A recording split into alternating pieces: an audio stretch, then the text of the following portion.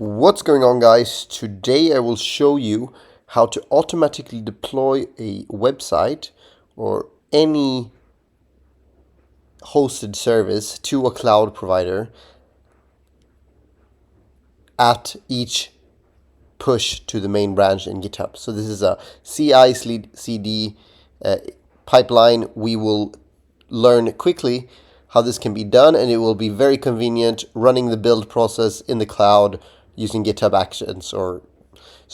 The first step, I will just show you what the project setup is. We have a simple HTML website using Flask, and we have this titled where it says old deployment. So this is obviously the old deployment, and it's hosted here on fly.io or fly, as you can see. But this could work, this pipeline will work for any build process. It could be your hosting on Vercel or any AWS or Google Cloud, but it could also be you want to run some linting or some build process to compile a project.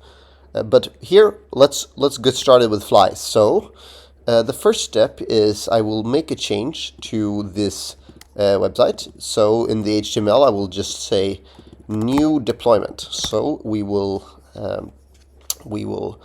know if we really redeploy the website at only pushing to the main branch of the repo. So we have one change. We have this change to the repo, and we will now also create the GitHub actions. So I will do a GitHub folder and then do workflows, and then I will name it, but you can name it whatever here, the file, but I will name it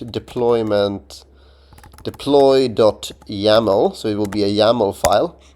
And I've pre-written the YAML file from what I read online, but the main idea here is we create a workflow that on deployment this will run, and its name is fly deploy. So it will deploy to the fly.io cloud, and it will run upon push to the main branch of the repository.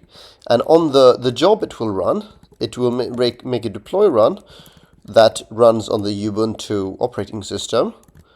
And the steps, it will first use this, it will check out the latest changes to the repository. So this is boilerplate code you can find online.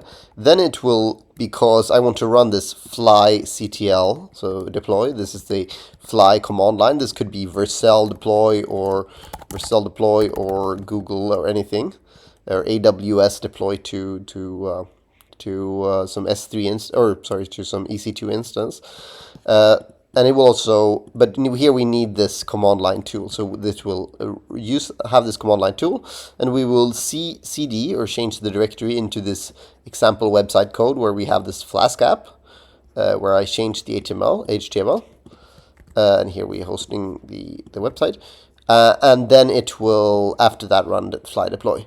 And it will use this environmental variable called fly API token, because we need to authenticate that we are deploying, that we are the ones deploying. So let's create that API token. So I believe it's fly API tokens create deployment, and we will first change into the right, like so. So we will be where the actual fly.toml file is, but there could be this could be in a, like I said, Vercel file or anything. But so we will just copy paste the entire thing, including fly. We will go into our Git repo. You can find this as a public repository.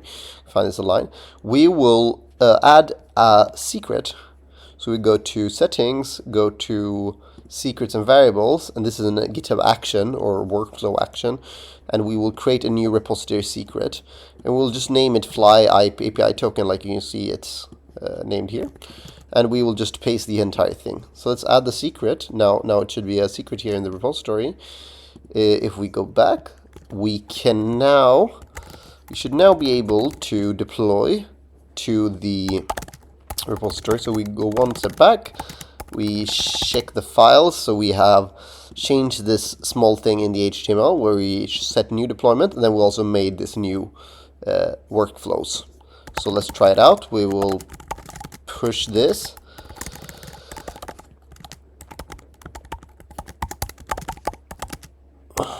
So we'll push this to the main branch, and just while we do that, I can show you we have this Docker file that will build a Docker image and push it to a hosted Fly instance. But this could, like I said, be you're building something and pushing it to an EC2 instance or some other cloud provider like Vercel or AWS.